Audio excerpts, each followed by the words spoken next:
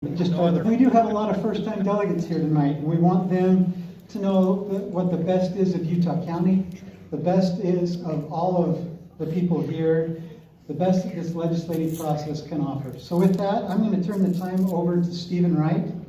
Stephen is the chair of our Legislative and Policy Committee for the Chamber of Commerce.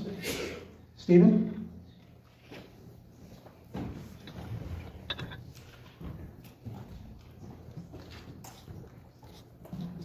Good evening, everyone. Thank you for being here. I want to start out by, again, thanking our candidates for being here tonight.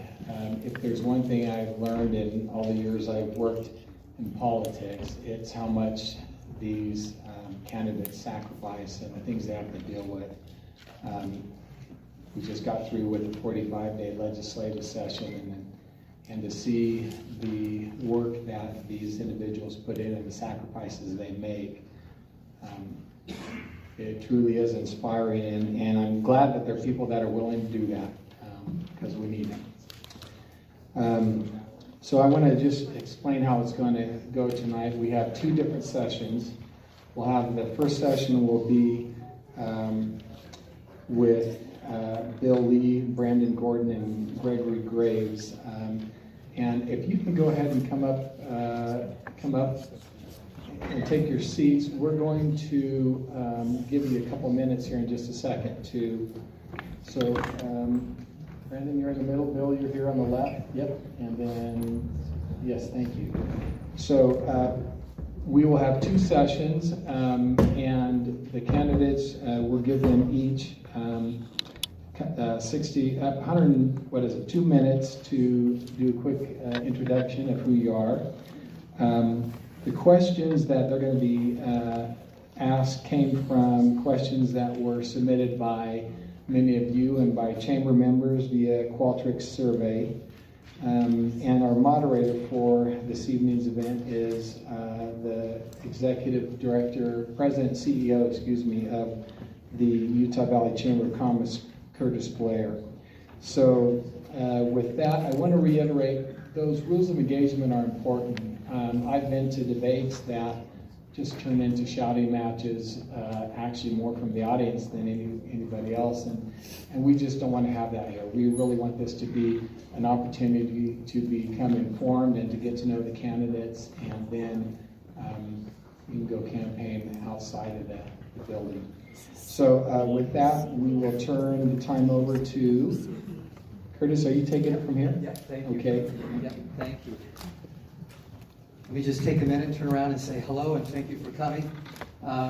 Events like this could not be possible without partnerships and true friends of our community. And we acknowledge your responsibility and opportunity to be delegates this year. And so thank you for volunteering to do that. Among our partnerships, we are grateful to Utah Valley University for allowing us to use their space here today. Other partnerships include the Gary R. Herbert Institute for Public Policy.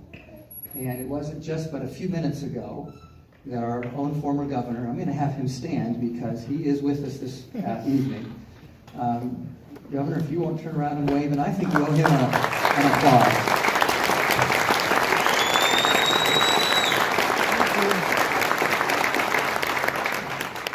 Just this evening, Governor Herbert was honored by the trustees of Utah Valley University and formally instituted the Gary R. Herbert Institute for Public Policy, and that was, I assume, passed on unanimously. Governor, can you just take a minute and talk about that for our audience here so that they can understand the impact that that will have on Utah Valley? Well, as unaccustomed to public speaking as I am, it's an honor to be with all of you, and it was a great day for us. We've been working on this for a number of months. The Institute's designed to help our young people be prepared for leadership roles, which we all know is just around the corner for them. They need to understand, what's made America great, what's made Utah great, free markets as opposed to socialism, give the contrast. We've got some great guests coming in. We had Art Laffer here just last week. If you remember Art Laffer from the Reagan administration, Laffer curve and supply side economics. which led to the greatest peacetime economic expansion in American history. And so he's here lecturing the students and introducing to Governor Cox. And so he's a big fan of Utah.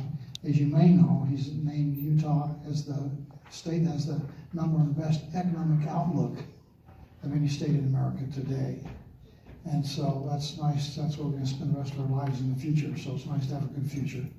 So I'm excited about this opportunity to continue to work and help influence policy and make sure our young people are prepared for the roles they need to play in the future. So passed unanimously.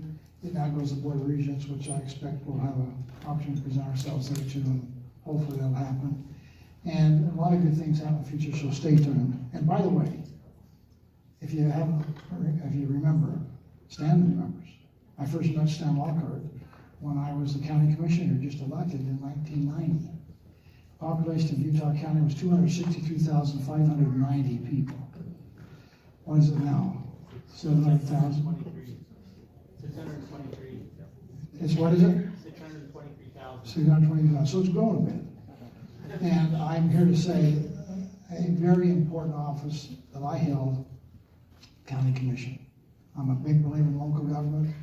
I'm a big believer in what these guys are running for, what they can do, and the important role they play. So I'm glad to see such a good turnout for the County Commission to meet the candidate debate here tonight. So good luck to all of you, and thank you for your service.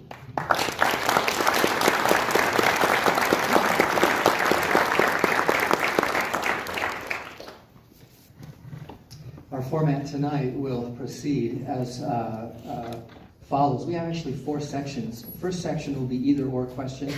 The second, yes, no. The third, short form, 30 seconds or less. And the fourth, long form, 2 minutes or less. David Rowley to my left, your right, will help us with the timing of this. And so thank you again for joining us this evening.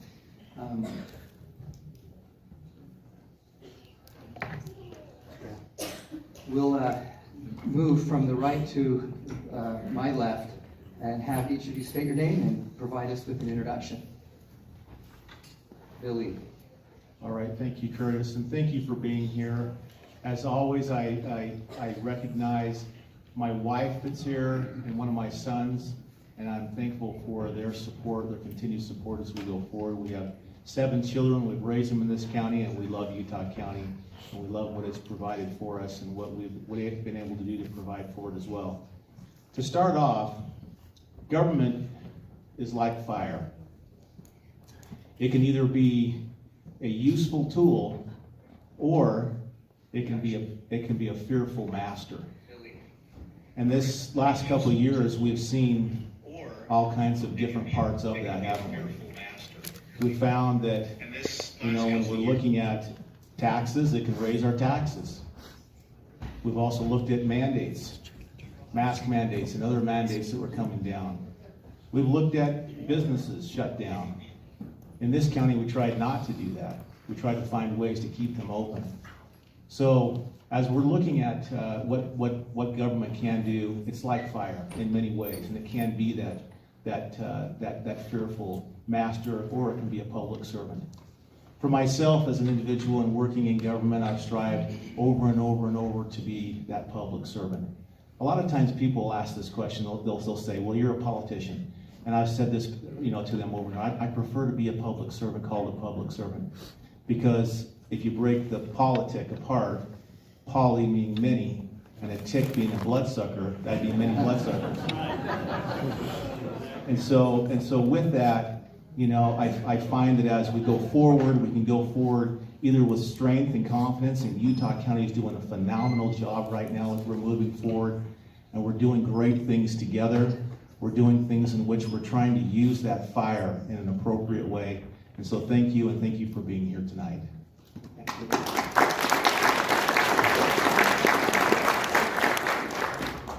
Hello everyone, I'm Brandon Gordon. I'm excited to be here, and I appreciate you being here. I hope tonight, as I answer these important questions, that I hope to earn your vote. I have lived here my whole life. My wife is from Pleasant Grove, and I grew up in Spanish Fort. We're both all our lives, and we're raising our 6 children here, and we have opened and sold many businesses and been a part of this wonderful county. continue to own and operate a business, an insurance business right now. And it's so important to me as I see what is happening in our state, and as we grow, making sure that we understand how business is done in our county. One of the most important things for me is law enforcement. It's my top priority.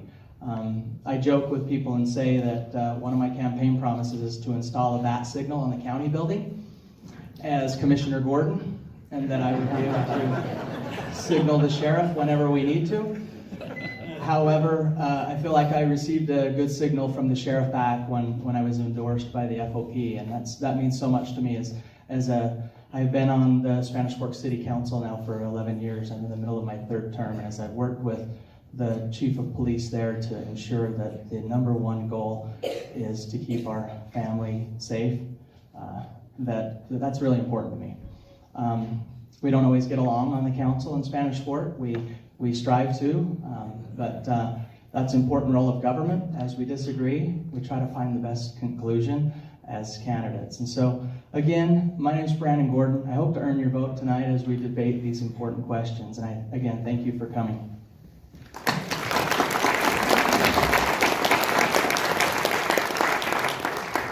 These lights are so bright, I'm going to stay seated because I don't know if I could see you. But my name is Greg Graves. I am excited to be here.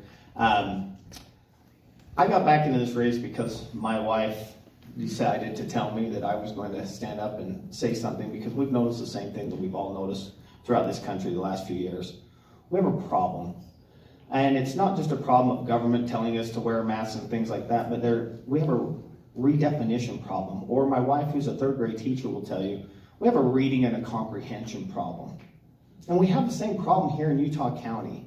I know I fought it when I was a commissioner several years ago from things that would come out of the attorney's office. But the reason I say we have a reading comprehension problem is the word fiscal conservative is something we throw around and we pretend that we actually are. Well, if you actually look up the definition, that means we cut taxes, we limit government, we don't increase budgets, but even the federal Republican Party, all they want to do is spend, and we're anti-tax, but we spend. Well, when I was the commissioner with Commissioner Lee, and we were sworn in 8 years ago, excuse me, county budget, the timer's disappeared for me. The county budget was just over $70 million. Well, it's now at $135 million. So we have a spending problem because we say we're anti-tax. Well, those two things don't go in harmony. So something has to be done about it if we're going to stand up and actually take our county back. Utah County is a county that is perfect in every way because we let the city governments do it. I see my former mayor up there, and I always told him in every meeting, I've got the best mayor in the world. I moved from Springville to Spanish Fork, and in my neck of the woods, that's fighting words. But I love it. And the reality is I love our cities, and the Utah County plan is to not have the county be part of the government. It's to let the cities take care of it. And so that's what I want to restore. Thank you, Gregory Graves. I don't think that you would mention this, but I was told a few minutes ago where you came from to be here. I understand you came from a viewing of your own father. Sure. And it means a lot that you take some time, especially. But to be fair, Commissioner Lee is only about 2 days ahead of me. He's suffering through the same thing. Yeah. Okay. Let's begin. Thank you. I'm going to address this question first to Brandon Gordon. Brandon, is it more important to administer county government or make county government more efficient? You will have, it's an either or, and 1 minute to respond.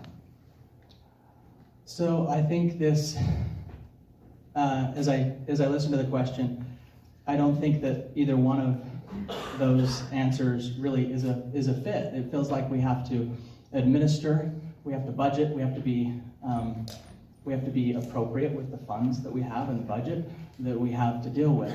One of the things that we're very proud of in Spanish Fork is making sure that our balanced budget every year is done with synergy. And when you see the different department heads come together and we talk about, what the needs are, this year is the police chief came to us as a council this year. He said, "I'm good. I don't need any new officers," and we're up to speed. You've supported us, and we have the tools that we need to be successful. That's the important part, is working in synergy in government and making sure that all of the different departments of the county are heard and have all of their needs met. Okay, thank you. Bill Lee, to respond to that, what is it like to balance a budget for the county? And what are the priorities of our budget? Okay, so, balancing a budget, I mean, we're under law to do that. We have to have a balanced budget. And so the priorities that come in there and they vary. They can vary depending on, if we have the needs that are right away. There may be immediate needs that are coming in. They may be long-term looks that we're trying to do. As you look through our budgeting process and what we're trying to accomplish, a lot of times we're trying to find that balance between it, because we don't have unlimited resources. And so without unlimited resources, we have to find the balance between what is appropriate, what's needed, and then we use the department to do prioritization. A lot of times they'll have prioritization lists all the way down, which we try to find according to the revenue sources that we have, the priority lists that will allow us to go forward in a proper way. And they're doing that, and we do that together as a county and as a county government. Thank you. Gregory Graves, should growth in Utah County take place with a primary focus on cities or in the county, and why? Okay, well, excuse me. Well, the Utah County General Plan that was established in '79 actually calls for all development to be done by the cities. The reason is because the county doesn't have a water department, a sewer department. We don't have all those facilities. So letting the cities who do it much better, having the same zoning and consistency for their residents, as well as the public safety, because as you know, the sheriff's department would then have to be stationed in Spanish Fork and service Eagle Mountain. Oh wait, they do that. I don't know that that's the most efficient way, right? But the reality is at the end of the day, if that's how we're going to be as a county and have our cities maintained, then that's good. That's what we've been doing. That's not what Salt Lake County does. It's completely different. So for us, the county government needs to continue to be small. That's why our budget is already too high. That's why we don't need higher taxes from the county. Maybe they do in the cities to handle the growth. But the county general plan does not actually talk about growth for us. It's to push it into the cities and incorporate it. Brandon, what's some of our biggest limiting factors for growth then in this county? For me, I think limiting factors would be transportation, and as we grow, our roads connect our communities with each other. As one of the only ones that served on a city council, I understand how that growth should happen within the cities. And so as a community grows, say the city of Spanish Fork, that synergy happens with a lot of different factors with our planning commission in our city and the planning commission of the county. And as that synergy happens, those growth obstacles are vetted and understood, and we work to make sure that we're growing smart. And that's probably the most important part, because we can grow, but if it's not in the right way, it's not going to do us any good as we try to preserve and let our kids live here. If that's my main goal is to keep my children here close and let them have a great place to raise their kids. So transportation then, in response to that growth. Bill Lee, what do you think is the greatest limiting factor for growth?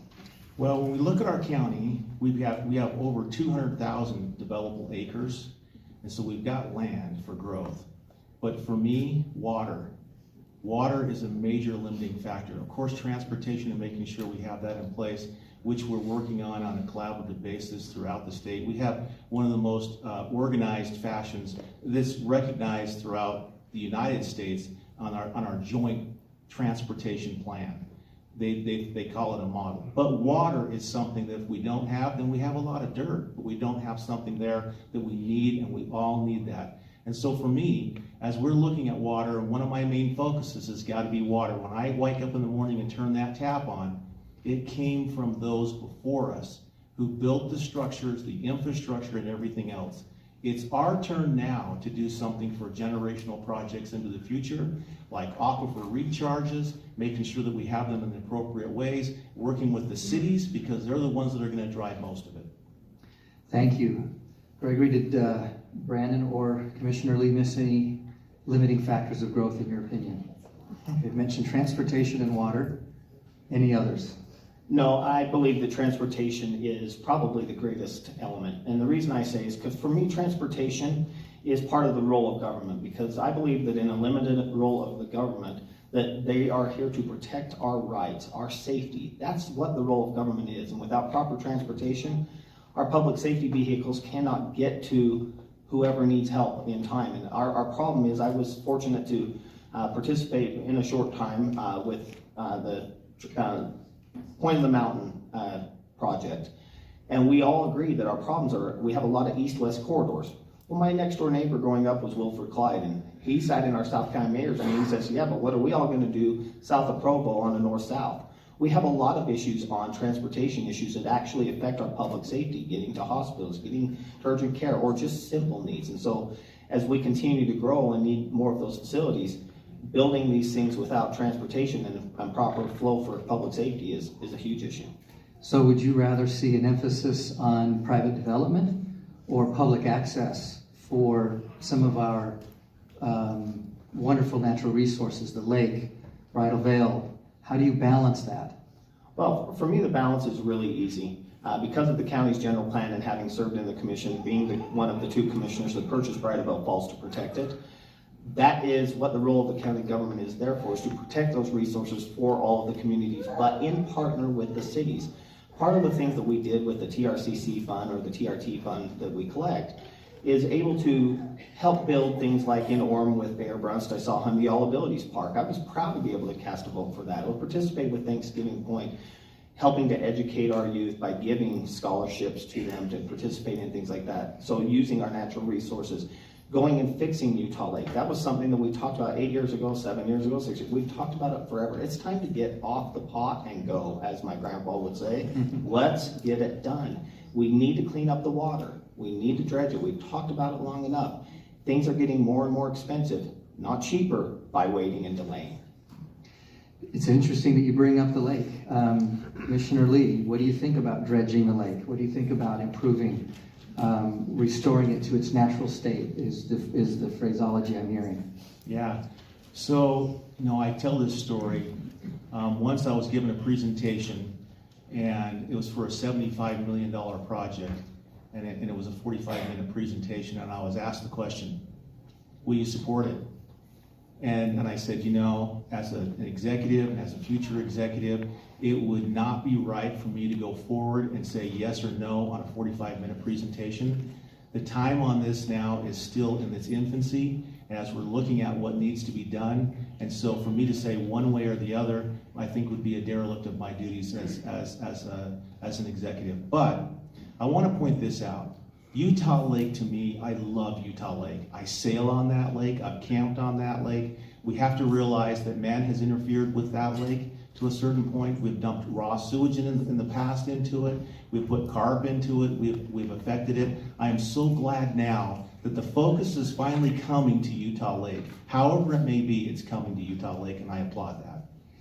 Thank you. Brandon, can Utah Lake be a destination lake? I believe it can be a destination lake. If you look at one of my jokingly campaign promises is we're going to dredge the lake, build a wall between us and Salt Lake County and make them pay for it. Sorry, but if you really look at what a gem that could be, we know what we get if we do nothing, right? We can see that today. We know that something can be better there as we restore it.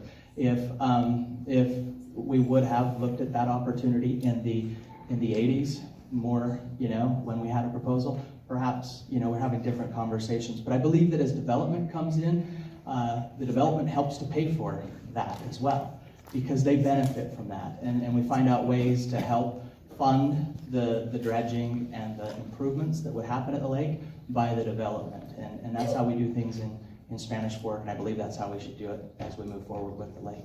Thank you. That concludes portion one, and that gives me an opportunity to ask our audience if you would scoot towards the middle, and I am sitting in the middle. So if you could make your way, we were asked by UVU Facilities to make room for more seats on the aisleways. So if you could move in to the center of your aisle, the row.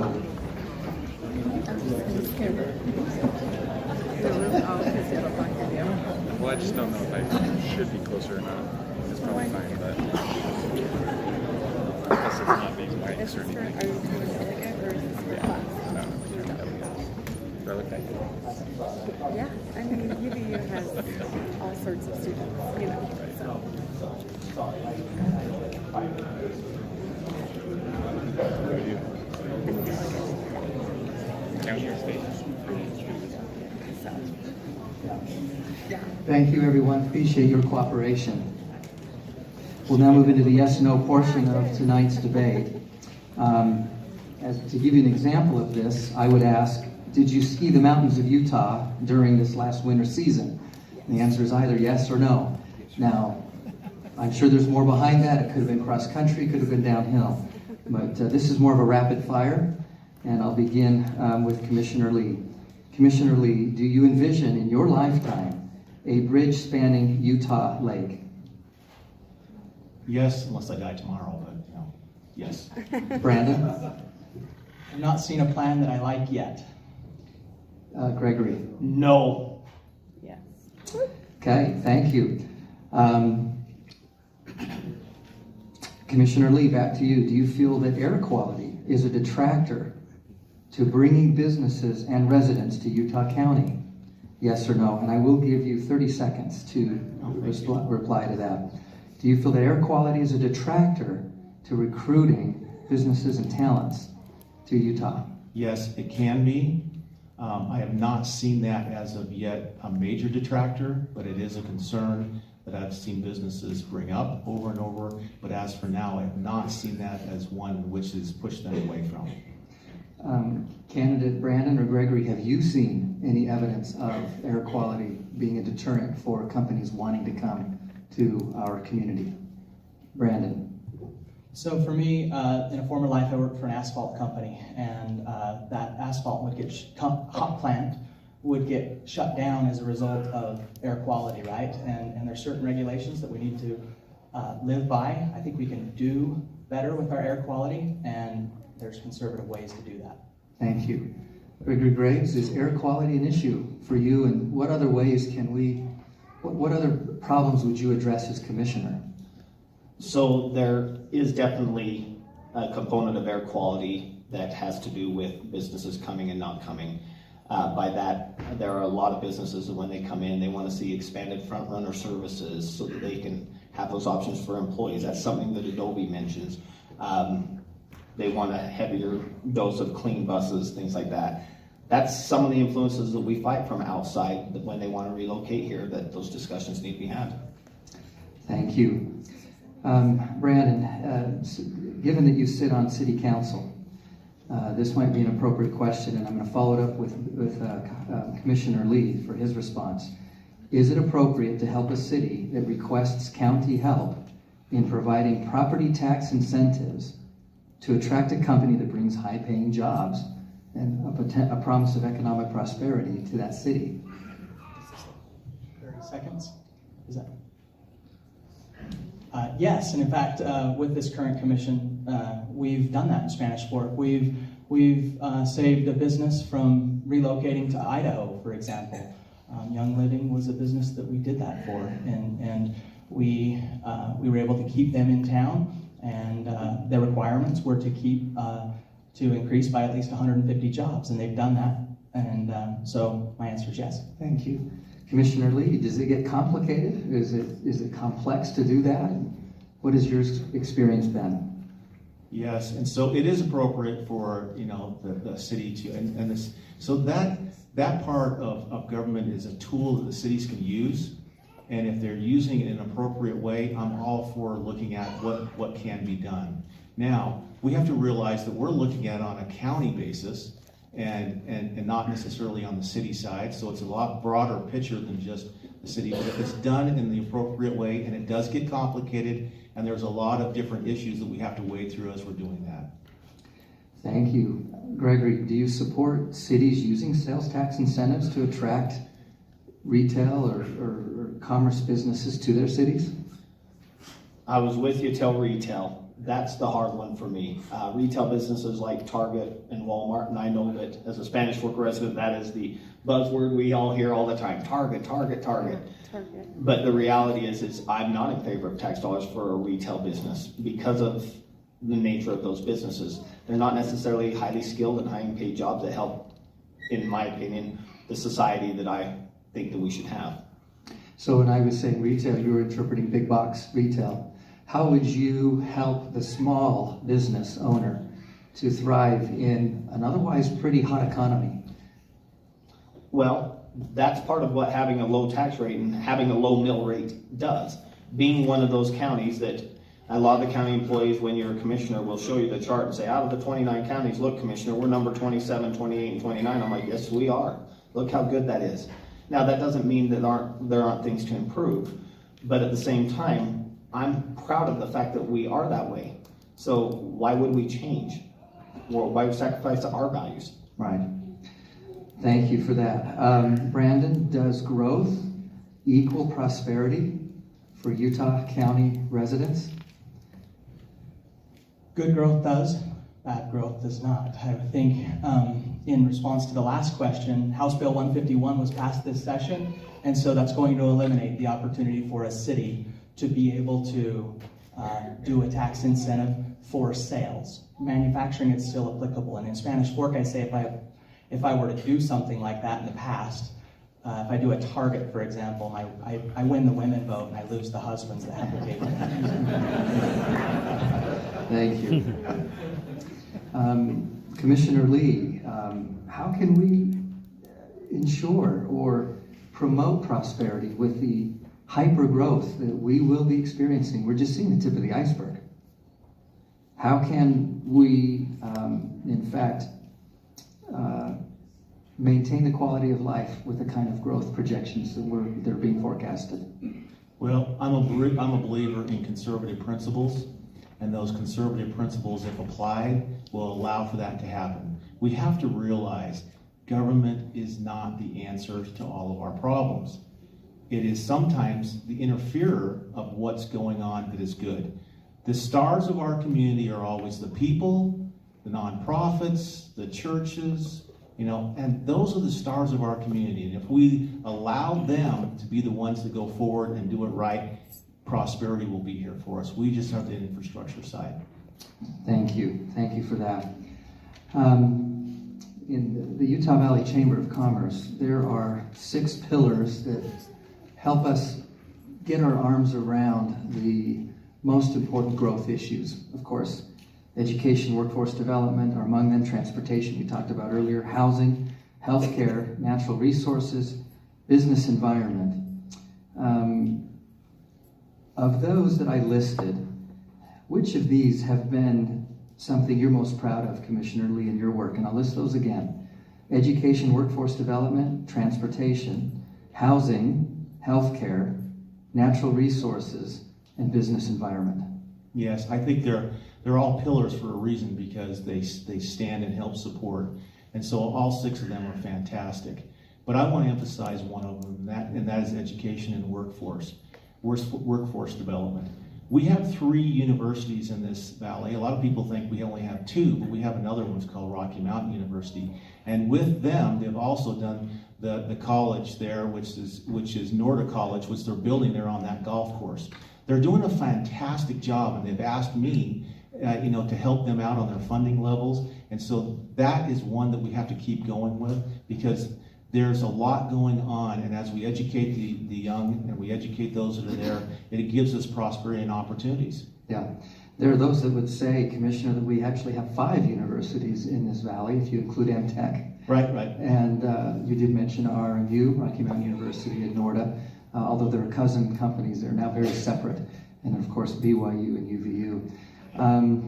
Brandon, if you were elected as commissioner, what would be one of the first pillars that you would want to stand up as commissioner? Again, I'll read those: education, workforce development, transportation. Now, you mentioned that earlier, and that may be the one. Our housing gap, though, may be considered a greater problem right now that needs to be solved. Healthcare, natural resources, or business environment. So I did mention earlier transportation, and I think if I look at the two that I would focus on as a commissioner, it would be transportation and business environment. Making sure we have a low tax burden, making sure that we have the infrastructure in place to support our businesses as they do what they do best. One of the things that I've appreciated being a Main Street business in Spanish Fork, that as the first tranche of COVID money came down, we as elected officials, we made sure that the COVID funds, we distributed them to our citizens in the form of a gift card, but could only be used on Main Street. And so as a business owner, that meant a lot. You couldn't go to Costco or Lowe's with that. You had to go, and with tears in their eyes, our little restaurants and our little sports store on Main Street just said thank you. You looked out for us, and so as we grow the business community, we can't forget about Main Street. Thank you for that. Gregory, what about housing? We haven't heard about that yet from our previous two comments. How, as commissioner, would you get your arms around this tremendous challenge that we have of supply-demand and the increasing cost of housing and rent in Utah Valley? So, again, going back to the general plan, that's really not the role of the commission, because again, getting out of the development business is the role of the county, to go to the cities so that they are handling it that the right way. So for me, making sure that the annexation plans are up to date for all the cities to properly let everybody know where the proper growth is going to happen and do it the right way would be essential. For me, the key is education. It's always been education. My wife's an educator. My mother, my sister, my grandmother, they're all educators. And I actually put that into practice. I like to take and find ways for multiple use for tax dollars, for example. So that education pillar is the most important to me. When I helped fund the Butterfly Biosphere, and we were the last $2 million in, even Commissioner Lee said, if you want the scholarships, it's up to you. I did. I made sure that we have scholarships for the next 40 years for classes from charter schools, public schools, and private schools to attend at no cost for low income, so that they have those opportunities for education.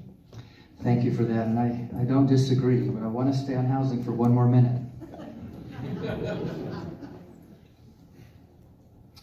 What do you propose would happen if you were confronted with a city that said, we have done our part, and we're ready for someone else to do theirs, and you've heard of the acronym NIMBYism? Mm-hmm. How would you as a county commissioner address that frame of thought?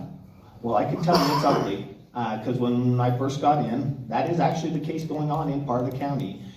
Within Alpine city limits, you have a lot of those that do not want to annex some of those developments, and so the county is left with different zoning. So it is hard. It is a balance, because when we have private property rights that I know all three of us believe in, and allowing for that, we don't want to stop those kind of developments. But at the same time, that isn't part of the plan. So it's really working together with your cities.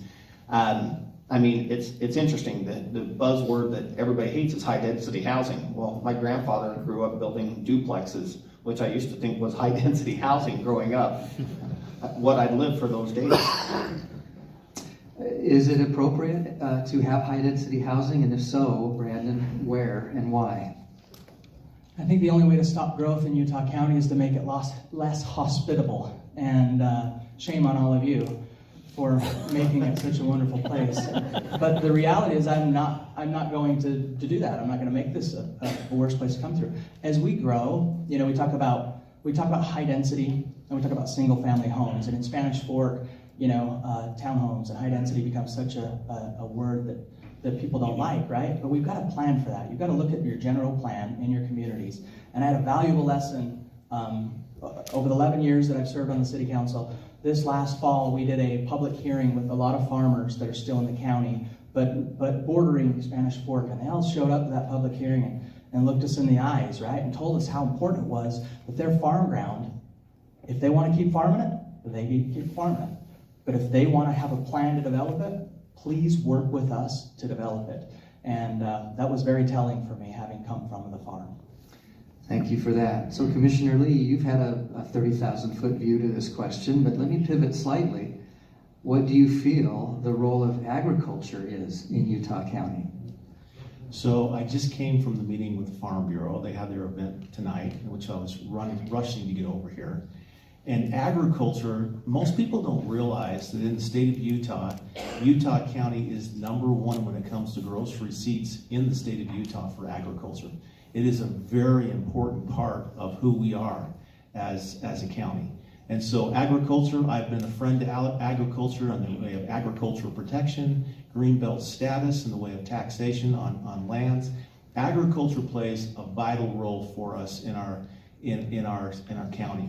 A lot of times we think it's split. You know, you kind of go Provo South, more agriculture, Provo North is more urbanized, but even to the point to where we were looking at agriculture in the way of small farms, and we passed this year, you can go down to 1 acre instead of the 5 acres in an urban area, so you can have high intensity when it comes to farming and agriculture within our urban areas. Thank you. Gregory, give an example of how you would save taxpayers' money. Oh, I got a couple of them. Near the end of my first term, Commissioner Lee and I made a fun trip with the County Assessor Chris Polson to Sandy Springs, Georgia. You want to see a model for how government should work? That was one of the funnest trips I've ever been a part of. The mayor opened us up. We had an appointment with him, and they were a city where everything that could be privatized was, and it was fantastic. And they still had issues like everybody else, but a couple specific examples for me is by state code, an HR department, we only have to have an HR manager, not an HR department. I would put that out to bid. Go to companies like ADP that are good at check processing, things like that. In our public works department, we buy every vehicle that we own, that we drive for the sheriff's office.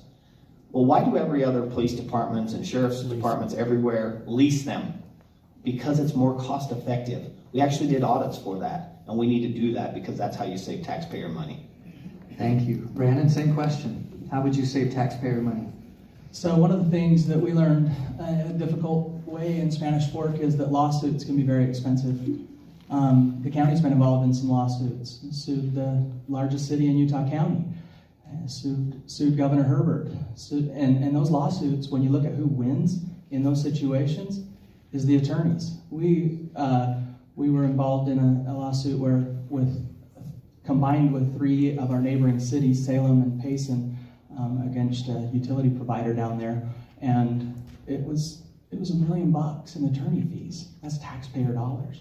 And so we've got to be able to have the synergy to get back in the room when there's disagreements, because there's disagreements, and make sure that we are vetting those prior to going to something like that would waste taxpayer dollars.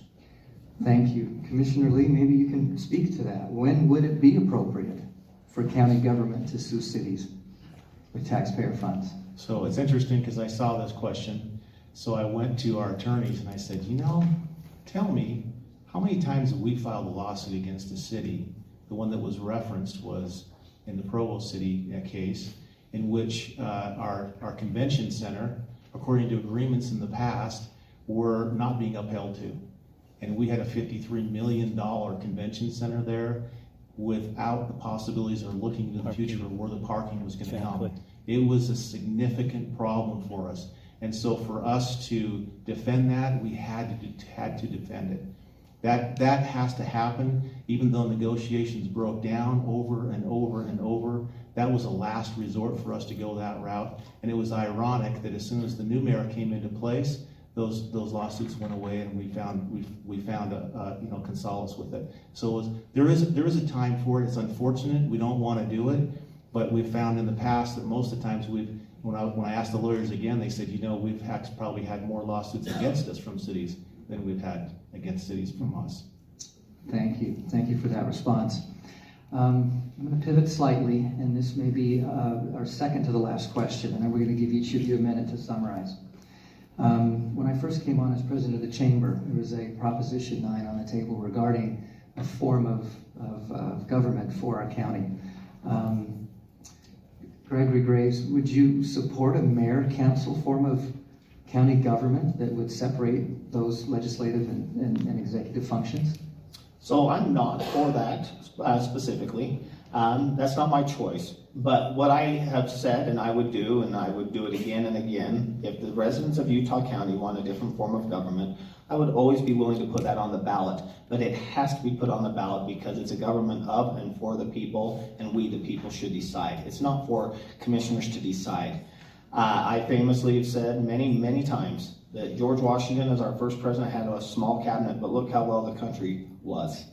Look how big and bloated government is now. Adding more people doesn't help. I think electing the right 3 people to work with the mayors in tandem is all we need to do. We've worked this way for a lot of years, and look how many people want to come here. Look how many businesses want to relocate. So why do we think it's broken? Why do we need to expand it? Shame on us if we have commissioners or other elected officials who are not available, that we're not able to reach. That's a shame on us for people for not vetting them better. Thank you. Brandon, do you agree with that? So for me, I was for a lot of the things in Prop 9. I come from a form of government in my community that a lot of your communities have, which are 5-member council and a part-time mayor. That's what we subscribe to. The cost of that in Spanish Fork is $115,000 a year. If you look at the cost of the commissioner's office right now, it's $1,218,000. So explain to me how that's more expensive. Now, I get if we had a full-time mayor like Salt Lake and full-time commissioners, right? That's where the argument gets in. But if the meetings are at night, like your city council meetings are, not at 2 in the afternoon on Wednesdays, you can participate as public people, and that's what I'm used to. You get great candidates that are business-minded people, mothers, people that can serve in more of a volunteer status rather than a career politician situation. So for that reason, I was for Prop 9. Thank you. Commissioner Lee, is it realistic to have 3 individuals manage the tall task of commissionership with a growing county like we have? Governor Herbert mentioned that from the time that he was commissioner to where you would sit now, that's exponential growth. We have that coming. What do you feel about our form of government to be ready for the future? You know, I love our form of government that we have. It can be responsive. And if all 3 commissioners yoke up and actually pull, then we'll find that the work can get done on an easy basis.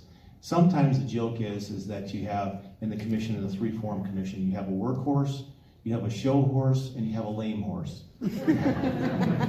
And we don't want that. We want workhorses in there. And I think the people expect to have workhorses in there that show up every single day, and they do the job, and they're meeting and their doors are open, they're meeting with their constituents or with the other mayors or the body or businesses or whatever are coming through the door. And I think that's where, if we're all pulling, we may not always be getting along, or we may not always have the same ideas, but at least we're working, and we can have respect for that.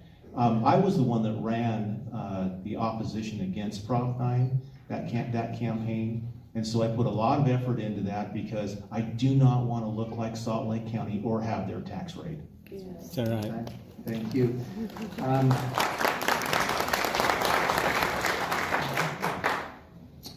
We appreciate your time. In fact, we'll dispense our last question given where we are at the hour, which was around innovation. I'll have to ask that of our next group coming in here at 8 o'clock.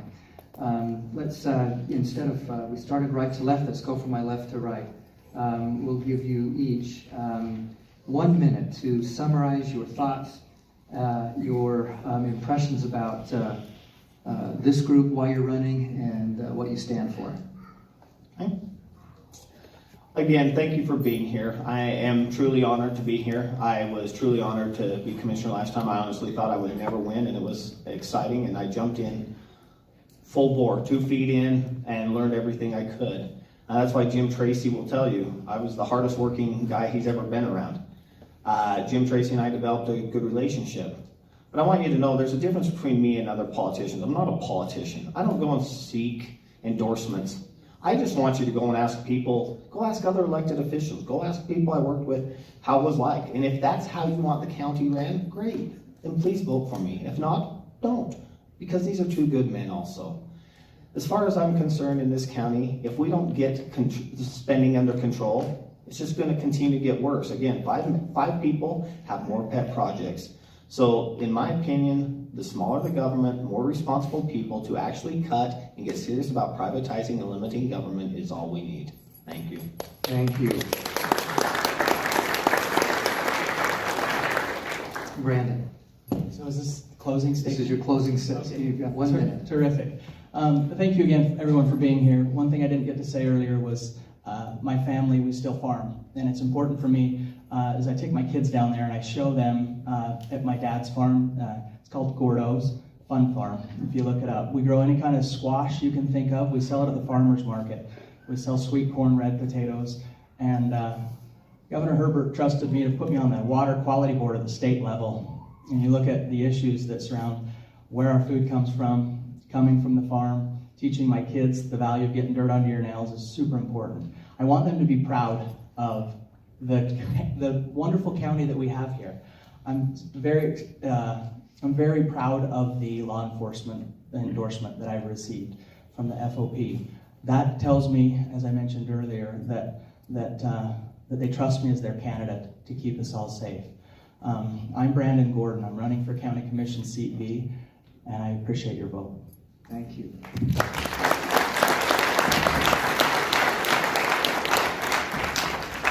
Commissioner Lee. So I thought I'd stand up. Thank you for being here. I love this process from caucus night to convention. It is an intense process. I've been able to be in a lot of your homes and being on the campaign trail. And it is really exciting because you're able to go and visit with the people and reconnect. And that's what I love so much about it, the ideas, the thoughts that come out. And some of them are like, I've never even heard that before, so let's see if we can research it and help. I've been called the People's Commissioner for a reason, because my door is open. It's open to any of you to schedule. We try to return every single phone call and every single email as much as possible. We're not perfect at it.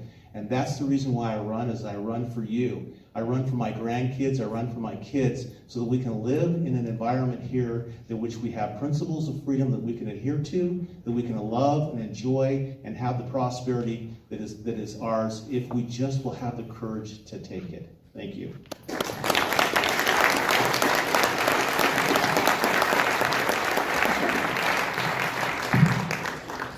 Thank you for joining us on the stage today, and thank you all. That was a great first run. We're going to ask you to stand, get your legs, get some blood back to those ankles and feet, and we will welcome in our next panel here in 5 minutes. I know my wife, she did say, hey, nice one.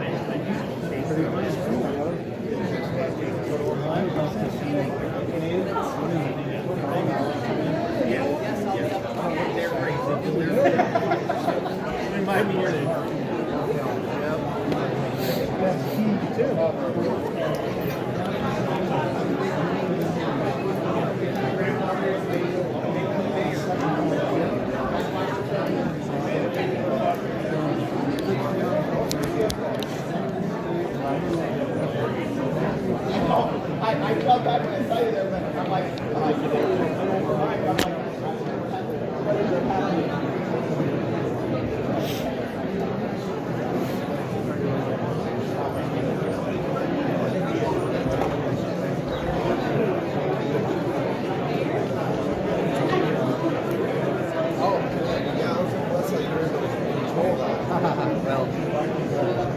set the groundwork early. I hope that it was almost it was weird because we were like intuitive on some of the notes and they knew exactly what to say. We did send them all beforehand. Okay. So that they knew what question. We have 40 questions. We only forget to about 13. Yeah.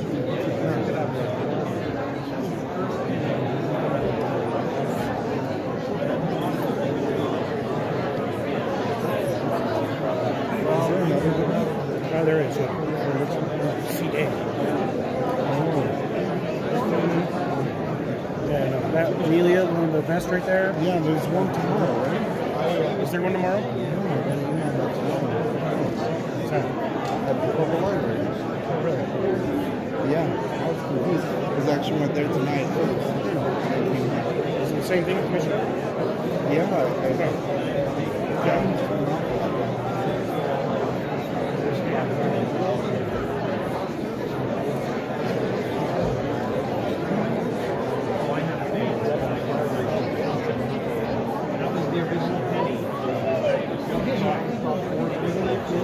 Yeah, I just yeah,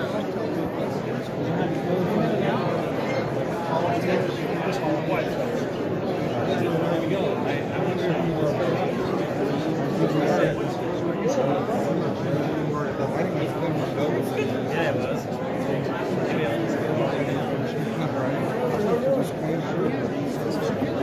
Oh, they're excited, they're excited.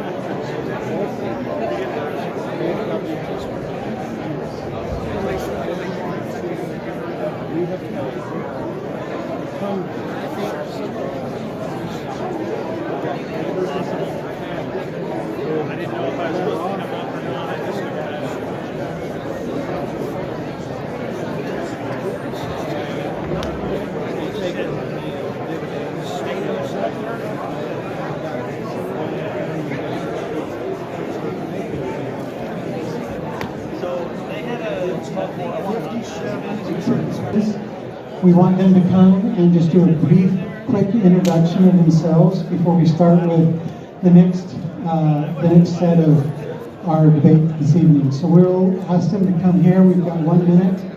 And let's start with our county auditor's position. And if you can, let's have you sit down and we'll get ready to go. Thank you. I think they all represented themselves pretty well. I kind of like Graves. I think he spoke to me more than the others. Okay, I don't want to interrupt your break, so I'll keep it short. I'm Rod Van. I'm running for Utah County Auditor. Why am I running? I was mayor of Hyrum City. Ended that in January. Before that, I was on city council. And during my term of service, we were able to move the ball forward. Our finances were stronger. Looking ahead, we had no projection of needing to go into debt because we had planned for future expansions and would have the money in the bank we needed to do big projects. I was very transparent when I was on the council and mayor. I shared with residents all kinds of information about budget, about traffic, about crime. I would like to do the same thing at the county level. Let's share more information. Let's empower you to influence government by giving you access to information so that you can contribute in a meaningful way. I'm Rod Mann, running for Utah County Auditor, and we appreciate your support and welcome you to call me or come visit the booth.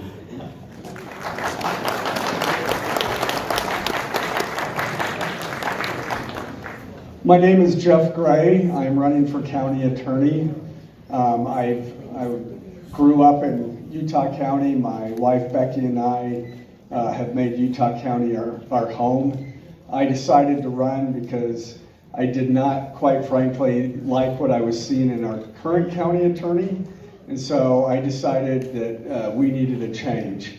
I have the experience and the knowledge, the commitment to make that change. I know that sounds kind of like a Michael Jackson song, but I'll go with that.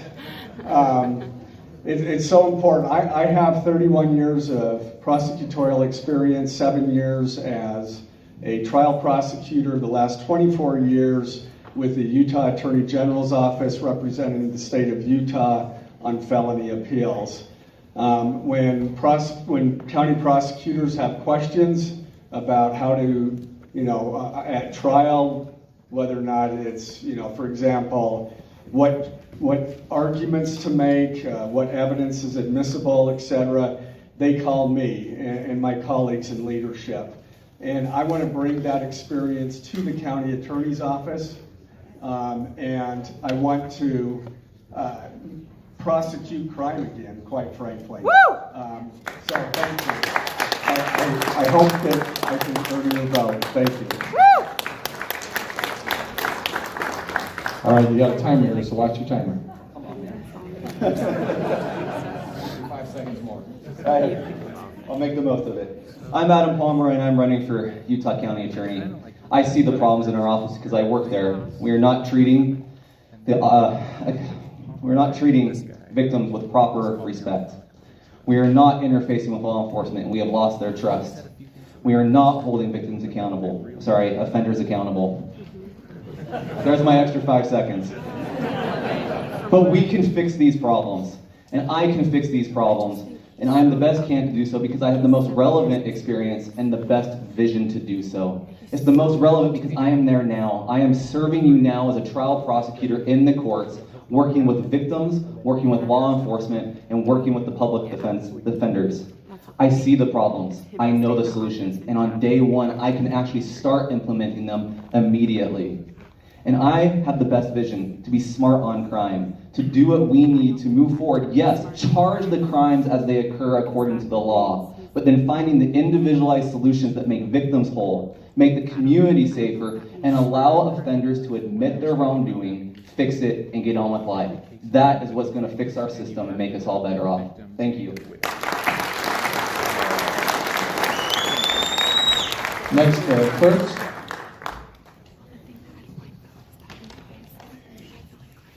Good evening. I know none of you recognize me, and you shouldn't because I'm not running for office. I'm here representing Heidi Ballery, who is running for county clerk. I am her neighbor, and I am here because of her example of what she does in being involved in the community. I moved back here to Utah here a number of years ago, and Heidi was one of the first neighbors that I came in contact with.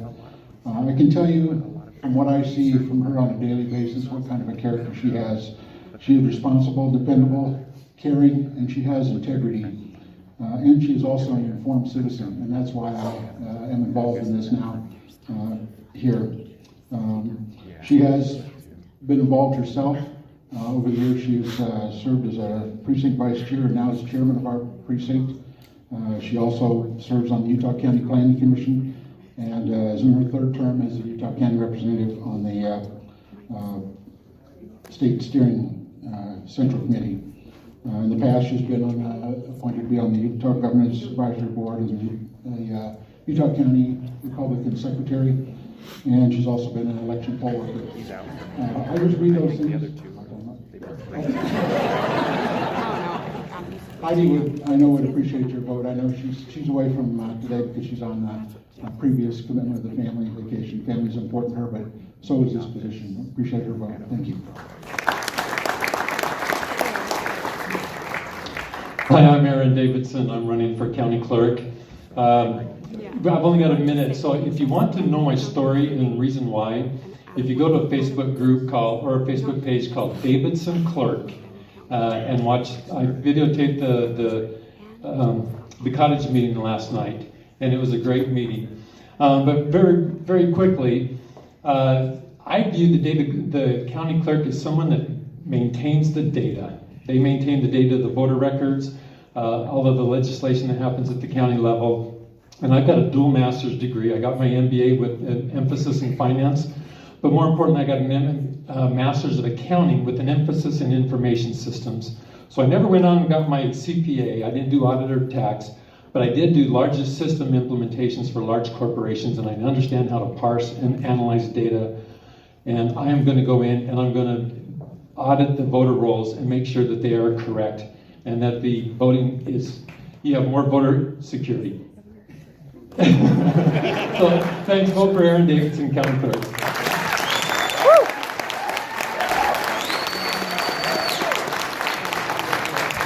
Good evening. Hi, I'm Mike Smith. I'm your Utah County Sheriff.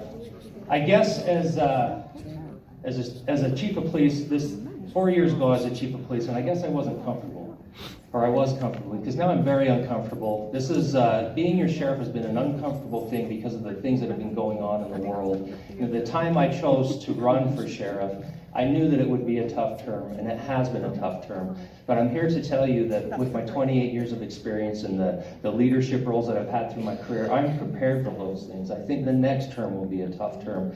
We've put a team in place, and we're working to go through our plans. We're working on resources. We're working on programs. We're working on things that make Utah County a better place, a safer place. The growth is here. It's going to continue to be here. We're going to continue to be here. Through this term, we've had some problems. I've stood for your freedoms. It's not me saying this is what I do. Look at what I have done. I've stood for your freedoms. I'm here for you again. It's been an honor to serve you as your Utah County Sheriff. It would be an honor to serve you for another term. Please vote for me and re-elect me. Thank you.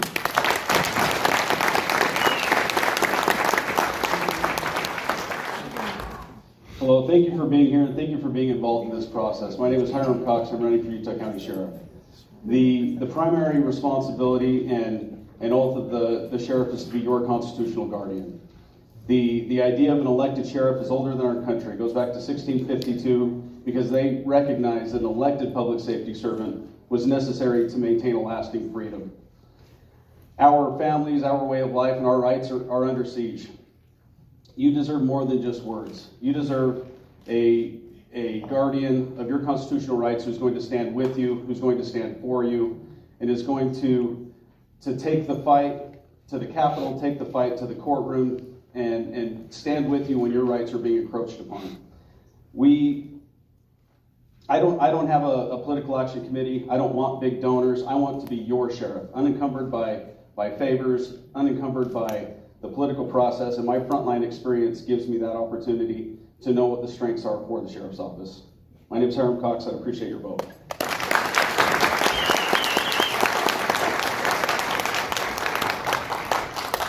Again, thank you for coming. Appreciate you coming out for this very important process. My name is Jeff Wabel.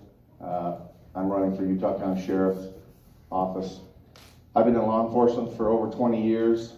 18 and a half of it was with Utah County. Served in the jail, investigations, special functions areas, and I'm currently with the Orem City Police Department. Married 24 years, been a citizen of Utah County for 25. Have 5 children, all girls, so I cry really easily. I have 1 granddaughter, so she's just adding to the fold. I have a bachelor's degree in criminal justice with an emphasis on legal research.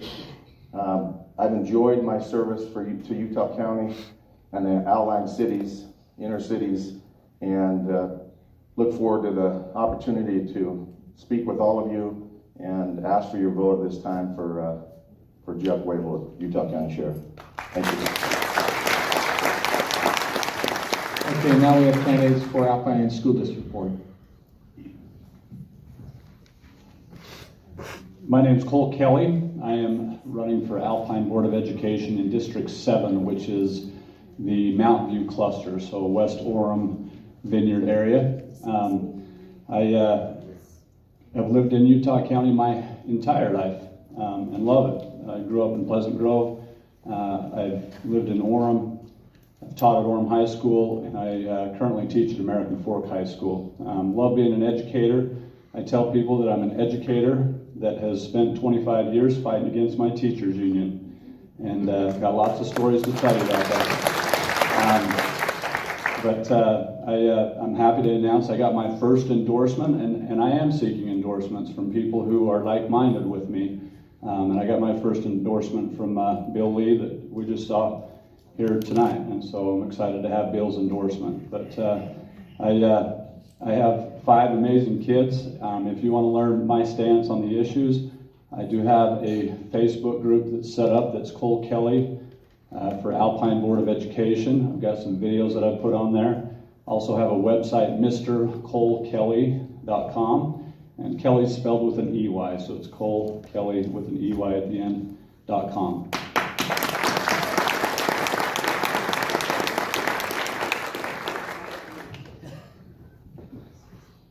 My name's Karsten Walker, and I'm an educator in the Alpine School District. Just finishing up teaching 26 years. I taught business and marketing, career and technical education classes, and I helped students get internships and do work-based learning experiences.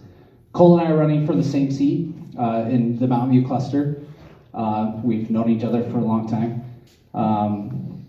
I have a master's in economics and entrepreneurship education. Throughout my career, I've focused on having businesses come in and work with students on DECA and FBLA projects. And I would love to, I've been teaching economics and capitalism in our schools, and I would love to help the district get that this is what we need. We need to foster capitalism, entrepreneurship, economic education, because kids are getting some wrong information sometimes, or some biases about socialism or other ideas. And I think it's really important that we have an active educator on the school district board. So I'm going to retire so I have time to do it, because I have enough years in and just want to give back to the community and be a part of the Alpine School District board.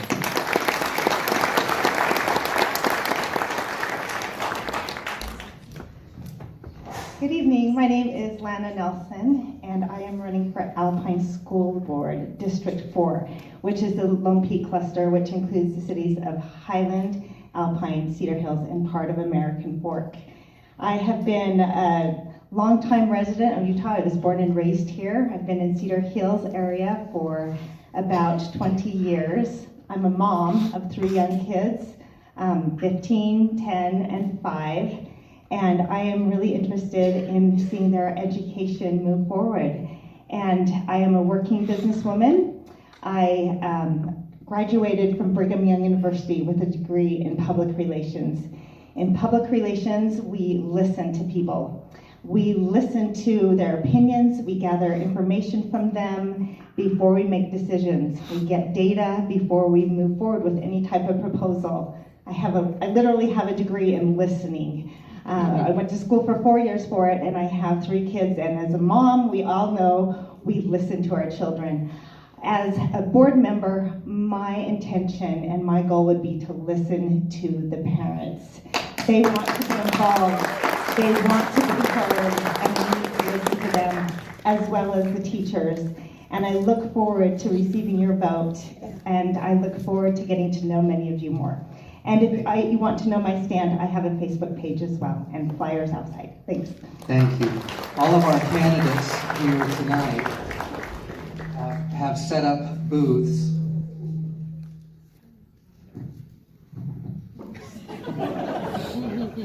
Just go ahead. They have set up booths just outside to the left, and so they'll be here this evening. Following this session, they will stay and field any questions and get to know you as you get to know them better. Thank you. Let me also remind you of our rules of engagement. We will ask that you hold your applause only for 2 occasions, after their opening remarks and after their closing remarks. That's at the beginning and the end. And then I'll take just a minute after our policy chair, Stephen Wright, and we'll commence the second session. Thank you. Okay. Okay. Well, thank you, and again, thank you to all the candidates, and for the Alpine School District Board candidates, find another word besides cluster. Just that needs to be a change. Okay. All right.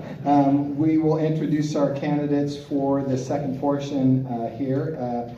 First seated on the left of my left of the stage, or stage right, is Emilia Powers-Gardner. She's our incumbent.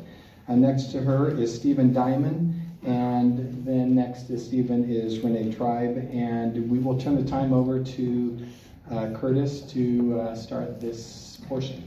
Thank you, Chair. Appreciate your time tonight. It's good to see you. Renee Tribe, it's nice to meet you. I'm sorry, this is our first occasion to do so. Stephen, I know we met just as you walked in this evening, so not much more of an advantage. And Commissioner Powers-Gardner, thank you for joining us. I know the kind of schedule that you're keeping these several weeks, and we appreciate you spending an evening with us. Let me remind you that many of our questions came from our business community. As a business chamber, you would expect that that would have a bit of a slant. But I do have some questions that will be different than our previous session. And so all of these came from our community, and we appreciate their participation in helping us structure that. We'll begin with a 2-minute introduction of yourselves, and this time we're going to go left to right, starting with Renee Tribe. Thank you. And thank you, delegates, for being here. I'm not going to stand up because I don't think it's going to make much of a difference. But thank you for the Chamber for hosting this event. And right about now, I'm wishing that I would have taken high school debate as an elective, but I did not. I want to let you know how I got here, and that is on Friday, March 4th, was the deadline for candidates to file in Utah County. And the day before, which was the third Thursday, I discovered that there was nobody challenging the incumbent for seat A. And it just didn't sit right with me. This is a participatory government. And I just let it settle, and I just thought, you know what, why not me? I can step up, I can do this. I've had business experience. I'm currently serving on our Linden Planning Commission. I have served in the PTA, the PTO, I've raised 5 children. I've done whatever I could to help volunteer in our community and make it a better place. But one of the business experiences that I want to highlight right now that's very preparatory for serving as commissioner was I saw a need in Utah County that our young people weren't getting served with the opportunity to play lacrosse, and it was just a sport that was important to our family. All my children had played, and I stepped in and I started a league. And I started that with a business partner because I didn't have all the knowledge that I needed, so I needed his officiating and coaching expertise. But it was a wonderful experience to grow that sport, offer leagues, tournaments, and playing opportunities for families.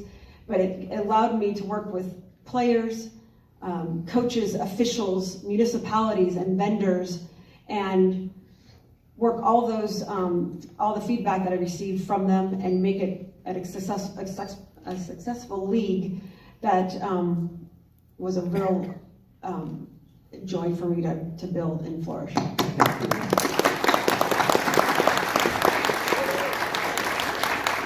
Steve Diamond. Thank you. My name is Steve Diamond. I've been in this community since I was 10. I'm now 60, so that kind of informs you.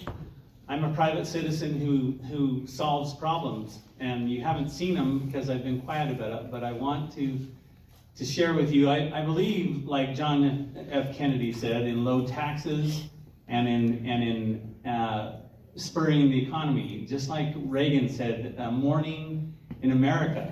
What did he do? He talked about the low taxes, how we could have a supply side economics and it would work for everyone.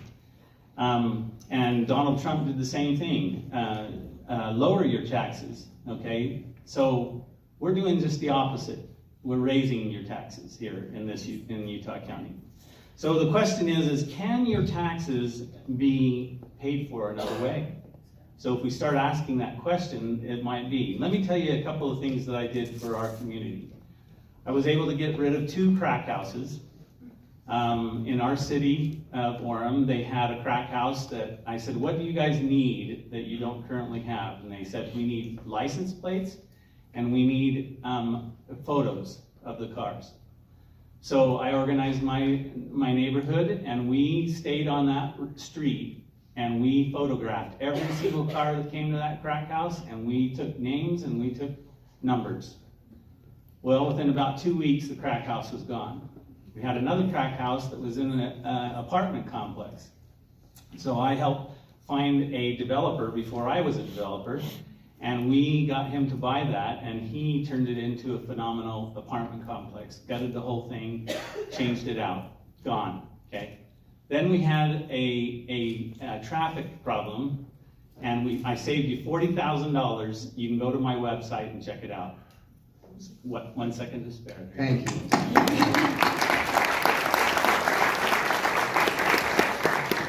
Commissioner. Yeah, thank you. My name is Emilia Powers-Gardner.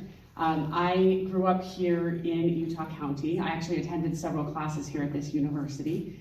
I grew up in Provo, went to Timpview High School, and then I went to Weber State University, where I received a degree in automotive technology from the College of Applied Science and Technology and Engineering. After that, I went to go work for Caterpillar, the big yellow tractor company, and I worked for Caterpillar for 12 years. I lived in 3 states and 2 countries, and I worked mostly in service engineering. So I worked in strategy and failure trends. Through that process, through the engineering process, I learned a couple of things. Number one, my time at the factory, I learned that if you look at processes, you can make things more efficient, and you can gain a lot of steam by sticking to processes and making them efficient. Number two, I also learned that you can solve problems in a myriad of ways. And just because something has been tried once, or just because something has always been done that way, doesn't mean it's the best way to do something, or that something won't work. So I came back home to Utah after being gone for 10 years because I wanted to raise my family here. There's a problem in that the world has discovered that Utah County is the best place to live and raise a family, which means that a lot of the world is moving here. But the majority of our growth is our children. And so I got involved in county government because I want my children to be able to stay here in Utah County, and I want their children to be able to stay here in Utah County. I served as our county clerk auditor for 2.5 years, and I've been in this position for 11 months. In that time, I have championed innovation and efficiency so that as our county grows, we don't have to grow the size of our government. I'm committed to continuing to do that for the next 4 years. This is a pivotal time in our history. We are growing at a rapid rate, and we need a problem solver and someone who can innovate so that we can not have to expand government as our population grows. Thank you.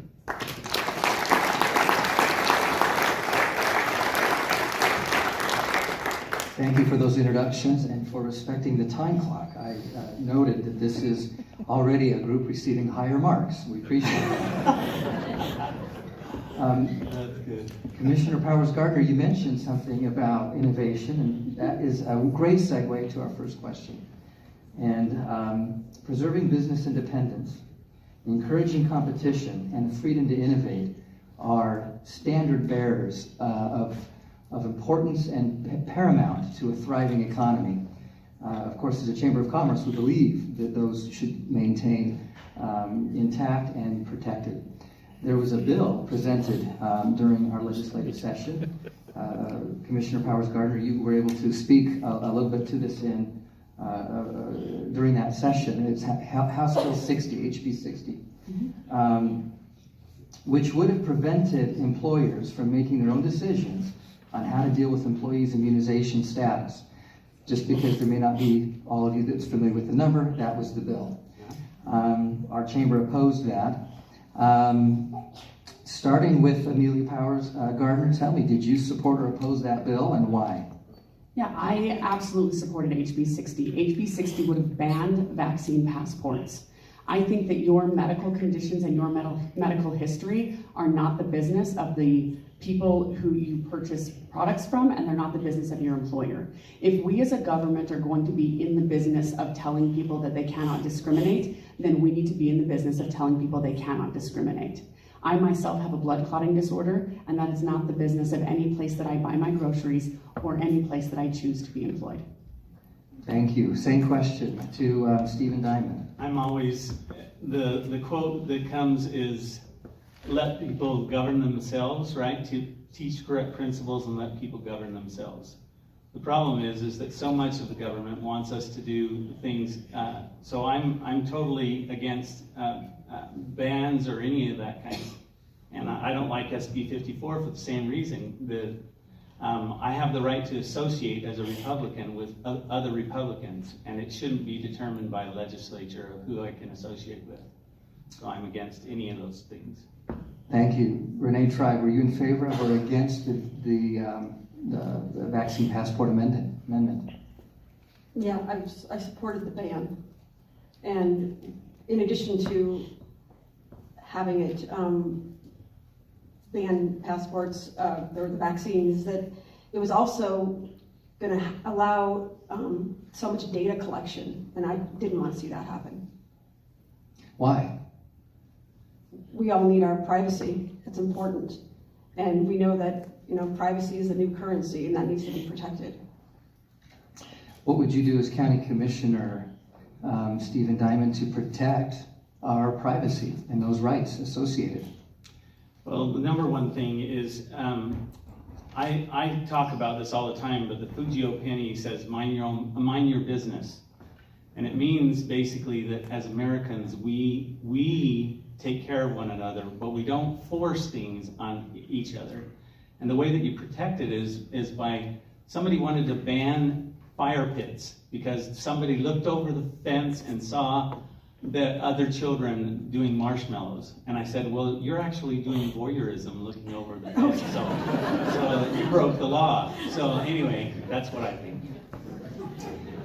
Thank you.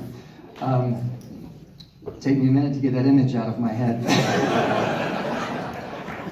Threw me off my game. But I do appreciate your comments about bans. It is a bit of an irony, isn't it, to have a mandate, to mandate no more mandates. Go figure. Thank you for your responses. But the role of business is a key element, right, to a thriving economy and certainly to the county. Commissioner Powers-Gardner, what have you done while in your seat to help promote a thriving business environment in this county? I think one of the most important things we can do to promote a thriving business environment is to get out of the way.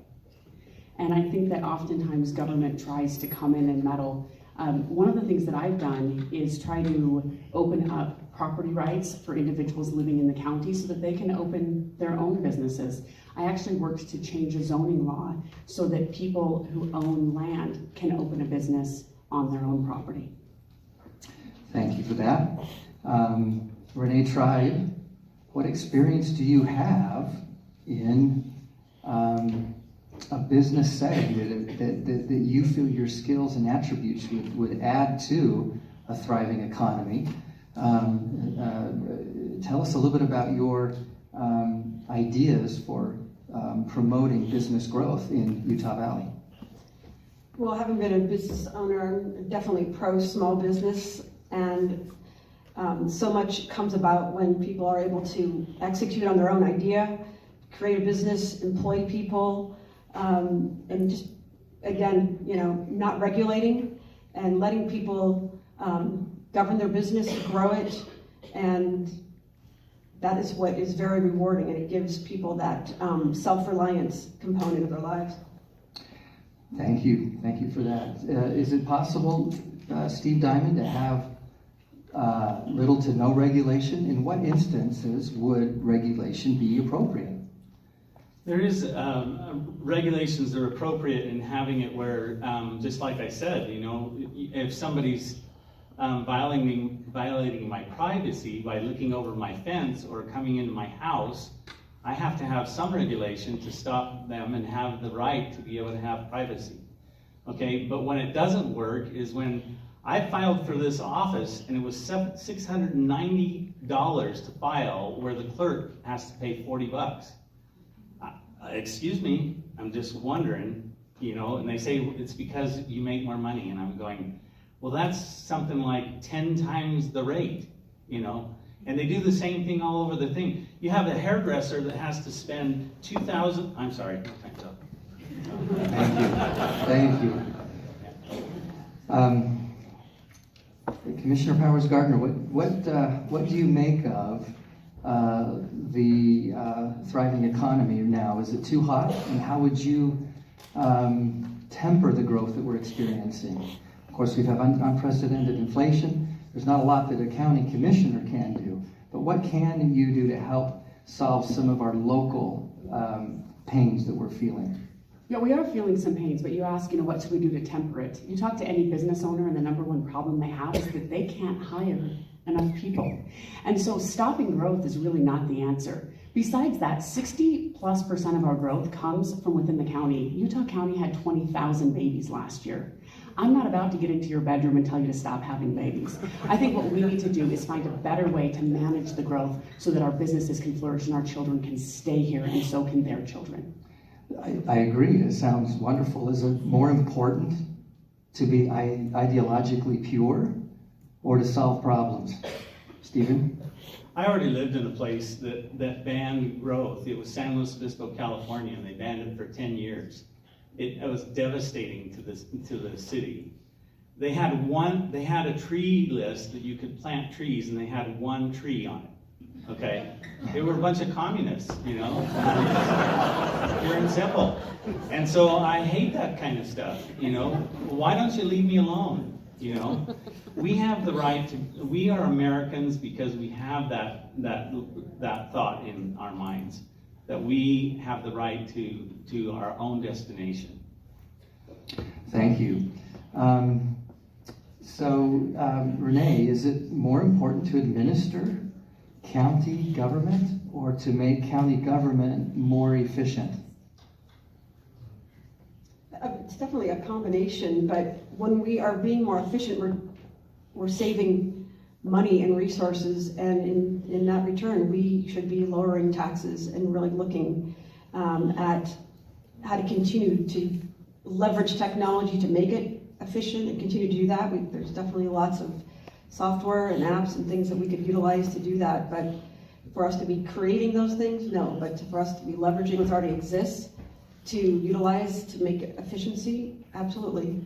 In what ways would you strike a balance to promote innovation then in your role as county commissioner?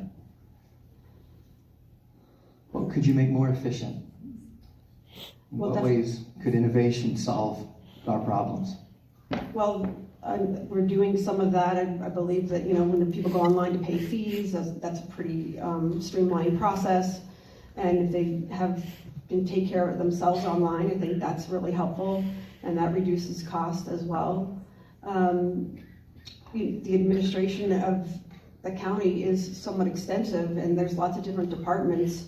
And, you know, can we look at maybe combining or crossing over some of the functionality between employees? Commissioner Powers-Gardner, is there room for innovation in our county government? Yeah, absolutely. A lot of the services that we provide are still very manual. A lot of our processes haven't been updated in literally 20 years. And it makes no sense to me that somebody living in Saratoga Springs has to pack their kids up, drive 45 minutes, find a parking spot, stand in line, fill out a piece of paper, then we pay someone benefits, wages, and retirement so that they can retype that information. We should be able to use an online portal in a secure way to get you the information you need without having to clog our roads and make our skies more cloudy. Okay, thank you for that. Stephen, do you have a comment about that? Absolutely. So innovation is key when you look at it. That's what I do in my business. I change houses.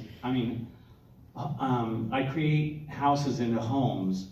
We take and we innovate by taking homes and multifamily complexes that nobody wants, and we gut them and turn them into phenomenal townhomes and condominiums, okay, so that people can have affordable housing. That's what I do, okay? So I'm gonna bring that same thing to the county government. I can not only innovate, but I've shown in my own personal way that doing that. Sorry for the time. Thank you. Can we innovate our way out of our housing gap that we have right now? Let's stay with you, Stephen. So when you're looking at how people build, for example, people say, you can't come into this place because I was already here first. And that's ridiculous. Every city grows on the basis of putting together the number one thing that makes a good city is transportation. Just look at San Diego. You can get anywhere you want there. Go 2 hours further, what do you know about LA? You stop, 30 minutes later you see welcome to LA, and you are parked on the freeway. That is 2 examples of innovation. One planned for the arteries, the other one didn't. And now you permanently have that situation. Thank you. It's easy to vilify California. for our problems. I've heard all too often, now that I'm here, let's shut the gate behind me. Exactly. But how do you propose, Renee, to manage growth with stewardship as a county commissioner? Stewardship of money, I would definitely think is what we're talking about here. As we look at all the offerings that government wants to do for us, we need to go back to the core. And just because government can do something doesn't mean they should be doing it. And perhaps it's making sure that we're really looking deep into some of the services or the offerings that we do have as a county, and maybe they're not relevant anymore. Okay. Stephen, what do you think? Well, to go to innovation again is that you look at, so they buy brand new cars, cost $50,000. I buy a year-old car, it costs me $25,000. There's some innovation for you. It's only 30,000 miles difference, and I just cut your budget in half on acquiring cars. You do the same thing with water, every single thing that is, but you have to be able to have the mindset that gives you the ability to see it. If you can't see it, you can't do it. And a lot of people in government can't see those innovations. So we have unprecedented growth ahead, Emilia Powers-Gardner, and you know it better than anyone. You have, I would say, stood up a strong argument for why innovation does solve some of our potential issues with growth. But what have you yet have undone as a commissioner in the seat you now sit? Yeah, I think two of the most important things that we need to do for growth is we need to look at transportation and water. Traditionally, we have not, as a county, done much with water. We've left that to the cities, but water doesn't respect city boundaries. It crosses city lines. Our aquifers cross more than one city, and so do our rivers. We need to work together in conjunction with the mayors and with the cities to better manage our water resources as we grow. The other one is transportation. We don't have enough east-west corridors. We need to do a better job of getting the transportation that we need in our county today. Thank you. Do you envision a bridge in your lifetime spanning from Provo to, say, Saratoga Springs? Yeah, I think in my lifetime there will be a bridge across the lake. We need more of every type of housing. We don't just need townhouses and condos. We need single-family homes as well. As millennials grow and have families, we need more yards and more houses with yards. The best place to do that is on the west side of the lake. We don't have enough east-west thoroughfares now. We need to find more ways, and the lake would be a good place to do that. Stephen, what do you think? Well, I envision, now that we know your age. I would envision an absolutely phenomenal expansion bridge that doesn't block any of the things. You don't cut the lake in half, but you create a crown that when people come from the point of the mountain, they see this beautiful expansion bridge and they want to see that like they do in Key West or any other place that has these phenomenal bridges. And it doesn't block, it enhances the lake, it creates that. And then you have people that want to come to this, to visit, to see those things. It would be phenomenal. Renee, what are your thoughts? Yes, I think a bridge would be extremely helpful and something that I would see in my lifetime. And if you've ever tried to go Pioneer Crossing out to the west, it's rush hour, it's highly congested. So having another opportunity, and yeah, there's going to be more growth over there on the west side for sure. And they want to be able to get around more efficiently. In your perspective, how far should development go with regards to our Utah Lake resource? Well, if you're referring to the Utah Lake project, I don't know that we've seen a full proof of concept on that at this point. Would I love to see the lake be more recreation friendly? Absolutely. I look at that lake every day, as most of you do too, and it would be nice to look at that lake and know that it's right there. That could be more useful for families and gatherings and recreation. Stephen, how would that be possible? How would I have a full vision that I've been working on for over 30 years. I worked to get it so that the title was, so that the state actually has title. And you know what they said to me after we got title and everybody got title? Now we can't do anything. I said, you scumbags, You know, this whole time that I was trying to get this done so that we could have venues and everything and beautiful places that people could enjoy and tourists would come, and then we get to keep all the venues and they pay for our services, and the taxes are eliminated. I want to see your taxes gone. I want the tourists to come in and pay for your services. That's the way to do it. So I'm a little passionate. Commissioner Powers-Gardner, what do you think? You've been involved in so many conversations about the lake, and Renee is correct. The Utah Lake Restoration Project has been a very important and in many ways controversial topic in the last 6-8 weeks. But what is your perspective about an expanded vision of development, more than just a bridge that spans the lake? Having grown up in Provo, I always went swimming at Deer Creek because Utah Lake was not suitable. It needs to be suitable for our children. I think that humans destroyed Utah Lake. It's our responsibility. We have stewardship to clean it up. And I would support a cleanup effort, but it needs to be sustainable. It needs to be environmentally friendly, and it needs to remain open to the public. If I can find a plan that does all of those three things and doesn't cause us to raise taxes, I would seriously consider that.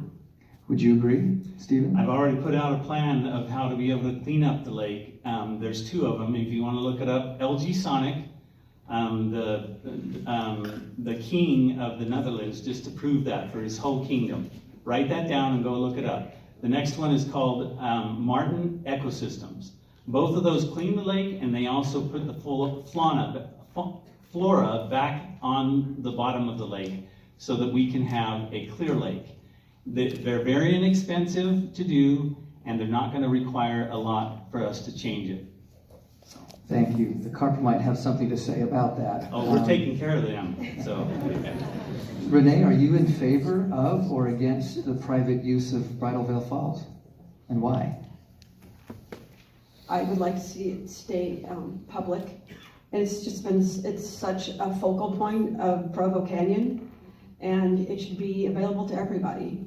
And I don't see that making it private would be something that would be advantageous. And you know, we love our open spaces, and we want to be able to access those. Do you have a different opinion, Stephen? I would like to see that public, but I would also like to see the gondola go up again. Okay, when I was a kid, we'd go up there and we had danced, and it was a blast. The kids in this valley have no place to go to do anything. And so they end up going up to Salt Lake, to those venues that I don't think that they're awesome. I think that we could have venues that would be phenomenal for our youth, and I would love to see them built here. So it's going to be fun. I'm not sure I agree with your statement about there's nothing to do in Utah Valley. I didn't say that. Well, maybe I did. I was actually going to say, we have a lot of great things. I love Utah County. I do too, but we have a lot of great things here to do in Utah County. Commissioner Powers-Gardner, tell us 3 things that a young person can do right here in our valley. Yeah, absolutely. One is Rolly's Red Barn down in Santaquin is fantastic. That's fun. That's a really fun place. Thanksgiving Point. I mean, it's great for families, it's great for teens, it's great for adults. 2.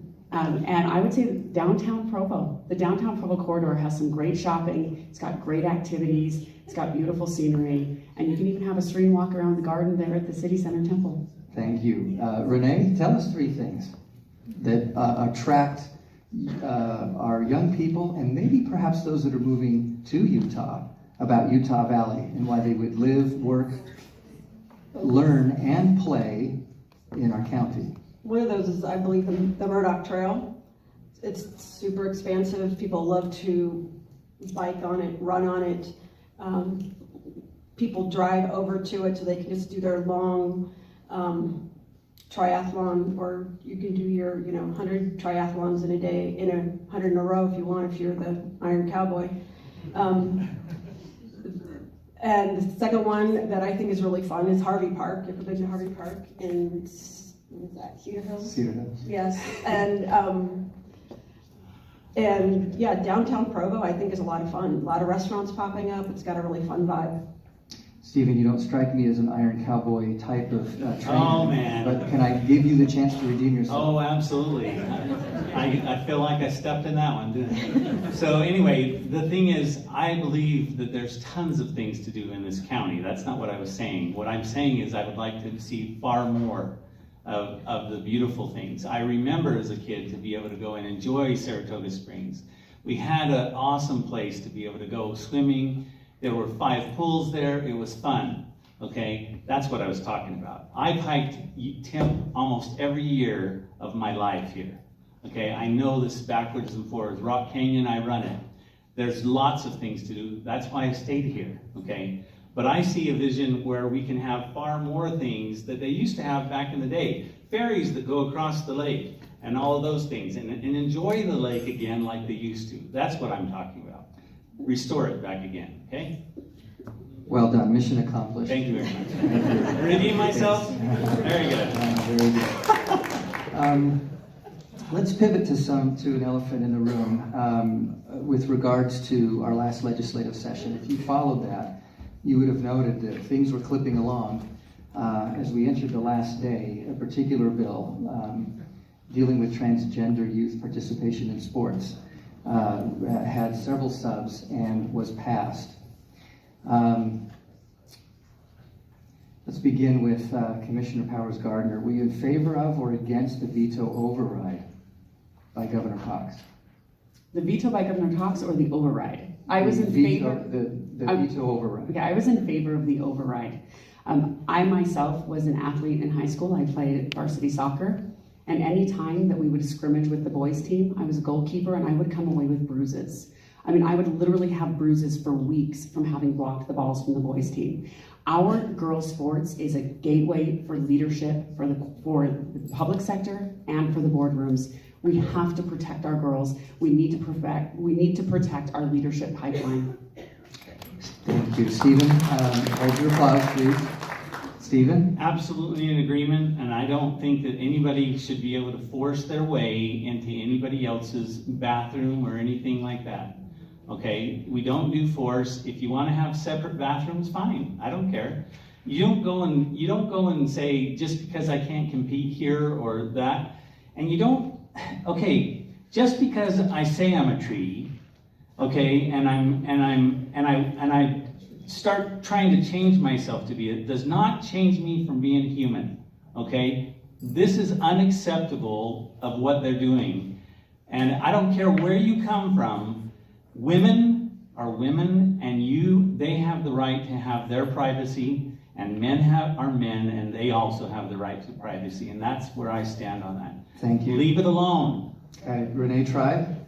Yeah, I was definitely in favor of the override as well. And, you know, anybody that wants to come in with, you know, a male, turn into and come to compete in women's sport and best girls just because they can, I think that's ridiculous. And I don't want to see this perpetuated. And it's sad because we've kind of fallen into this manipulation. In what ways, Renee, do you feel like we can lead out in Utah County this narrative?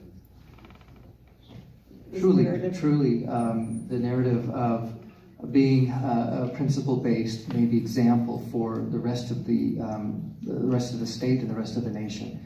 How could you help promote some of the principles and values that you just espoused that make us unique? Do you feel like it's an appropriate role that we play in Utah Valley? Yes, absolutely. And we've already been doing it. We have so many out-of-state folks coming and moving here because they have been restricted in their freedoms, and they're leaving their state, and they've come here to Utah, and they're so glad to take their mask off, especially in Utah County, and they could live. And we're supporting personal freedoms, and we're continuing, and we should continue, and will continue to fight for those personal freedoms. Thank you. So Stephen, being a private business owner, what do you think the role of government is? Do we have an overreach in Utah County, or have we struck a good balance? And if we're not in balance, how would you change it? There's a lot of overreaches. I told you, like a realtor, I have to renew my realtor's license. I have to have a license to do my business. And I understand the regulation side of it, but I also understand that it shouldn't be over-regulated by creating huge fees. I was telling you about the hairdresser. They have to spend 2,000 hours. A financial planner has to spend 20 hours. Tell me if that's balanced. Just saying. It's ridiculous. Thank you.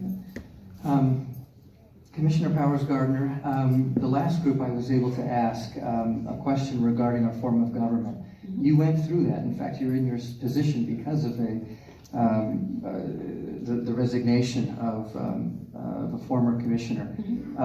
Tell us a little bit about the challenges and opportunities that are presented with a shift in our form of government. Are you in favor of moving to a county mayor, more of a board room model as opposed to a 3-county commissioner model?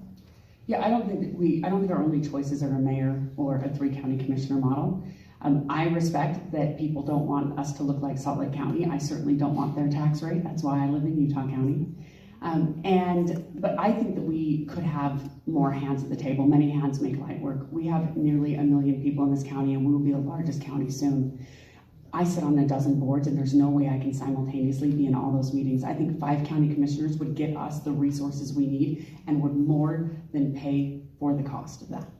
You are in favor then of moving beyond a 3-county commissioner model. Right. Stephen Diamond? Well, I believe in small government, so smaller the better, and if I can eliminate even my position, eventually I'd like that. I'll take that, So, Renee. there you go. Hey, I still have time. I know. I'm moderating the debate. I wanted to say more. We want to get to your summary, Mark. No worries. Yeah. If we're able to create and keep efficiency, then we could stay at a 3-member commission. And, if we're utilizing and leveraging technology to make things more efficient, then yeah, I think a 3-member board or commission would be just fine. You think that can support the growth we're going to see in the next 20, 30 years, or do you think we're going to have to pivot? It depends, and it's up to the people too. They can put that out there again, and we can certainly bring that up. Stephen, curious to know, and again, this is just a quick answer, maybe even in the spirit of who you prefer in one answer only. Okay. Which U.S. Senator are you more aligned with or support most? Mike Lee. Okay. Renee Tribe? Mike Lee or Senator Romney? Mike Lee. Emilia Powers-Gardner. Senator Lee is the best senator we've ever had. Okay, thank you. Why would you feel that Senator Lee would receive your vote? Is there a particular principle? In fact, would you name one from each of you about why you lean the way you do in that vote? Commissioner Powers-Gardner. Yeah, Senator Lee has done a couple of things. Well, not only does he always stand on principle, but he also works across the aisle when he agrees with people on the other side. I've seen him co-sponsor legislation with Dick Durbin from Illinois and Bernie Sanders when he agrees with them, and I've seen him vote against the Republicans when he disagrees with them. But at that same time, he always stands on his principle, and being able to do both simultaneously is incredibly rare. I think him and Barry Goldwater are probably the 2 best U.S. senators we've ever had. Steve, could you speak to attributes more than an individual, please? Very easily. So this is a personal experience with Mike Lee. I always ask each of the people that I'm asking, I says, tell me of a time when you had a really difficult moral decision that you had to do, had to decide, and tell me the process that you went about of how you came to the conclusion that you had the right answer. So Mike Lee said, nobody has ever asked me that ever in the history of running. And I said, well, I'd like an answer. And he says, I can't answer it now, but will you give me 2 weeks to think on it? And I said, sure. 2 weeks later, he sent me a letter, and he said, this is what I had to do. He says, I'd appreciate it if you don't share it with anybody, but this... which I never have, You're out of time. which I never have, but he took some of my time, so I get it. But Renee, say this, please. That's right. Oh, wait, I have to finish it. So he said, But thank you. That is something that is cherished by me. And I said, and thank you, because I know that you will always make the right decision. Thank you for sharing, Yeah. sincerely. Renee, what are some of the attributes that would lend your vote to Senator Lee? Well, whenever he speaks and he's explaining perhaps a bill or legislation, he's always good at educating and bringing it back to the Constitution, and I appreciate that about him, because he truly is a pretty good mastermind at the Constitution, and he shares that with, and we need that as a public, to be more reminded on how the Constitution interacts in decision making and policy and all the legislation that goes on there. Thank you. We'll give you each a minute to catch your breath, and Stephen, your minute is up. Hey! Would you give us your summation, your final thoughts, and speak to our group here, who, by the way, I need to commend everyone for showing a tremendous amount of civility, proper decorum. This is one of the reasons why I'm so proud to be living in this county. Thank you all for your participation. And Stephen, go ahead. You've got 1 minute. You guys, in high school, I had 2 nicknames. One was Gleam by my coach, and he said because I look like I'm in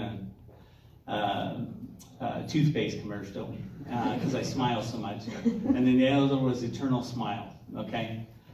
It's in my blood, you guys. I'm positive. I have B positive blood. So I love doing good things. I love this county. I have given my blood to you, literally gallons worth, to this community. And I love this community, and I've done personally to make your lives better. Now, as a citizen, I did that. Now I want to be a citizen servant and show you that I can make that bright city on a hill that I see Utah County as the one who is the heart and also can be the jewel of Utah. And I love this county, and I love you all. God bless you. Thank you very much. Thank you.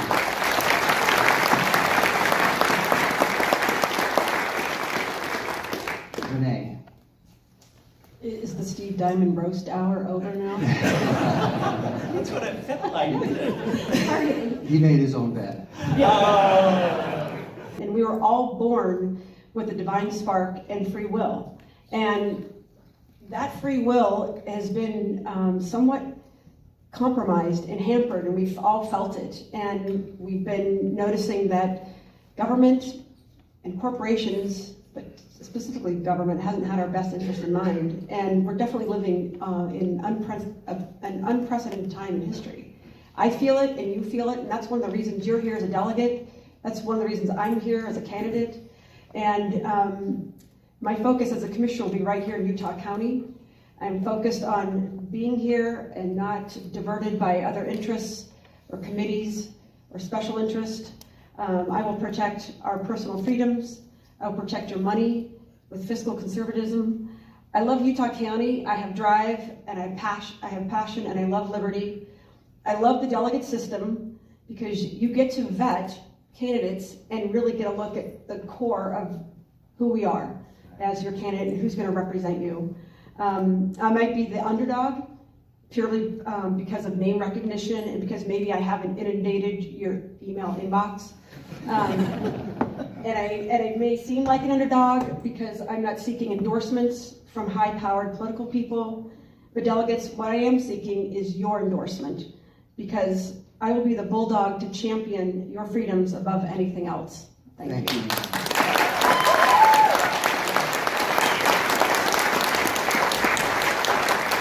Commissioner Powers-Gardner, I know you're not used to this, but you have the last say. I'm asking for your vote, not because I will tell you what I will do, but because you can see what I have done and what I will continue to do. I am the only elected official who went up to the Capitol and favored to ban vaccine passports. I worked with our legislature to ensure that this legislative session, we had more roads funding that came to Utah County than has come to Utah County in a decade. I'm sick of seeing Davis County, with half our population, continually receiving more money from the state than we do. We pay into that and we deserve it back. I have worked really well with our legislature.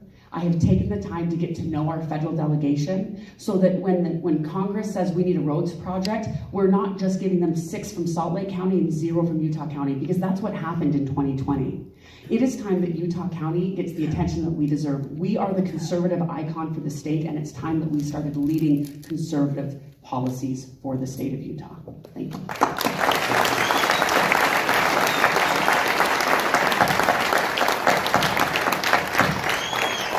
How about a round of applause for our delegates? Yay! Thank you. You guys are awesome.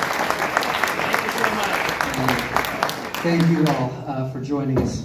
A reminder, our candidates that are running for other county offices have agreed to stay till 9:30. You're welcome to visit with them. Thank you for joining us tonight. Have a safe drive home. You did a great job. Might as well have fun at it, right? Oh yeah, tell me the story. You should. It's awesome.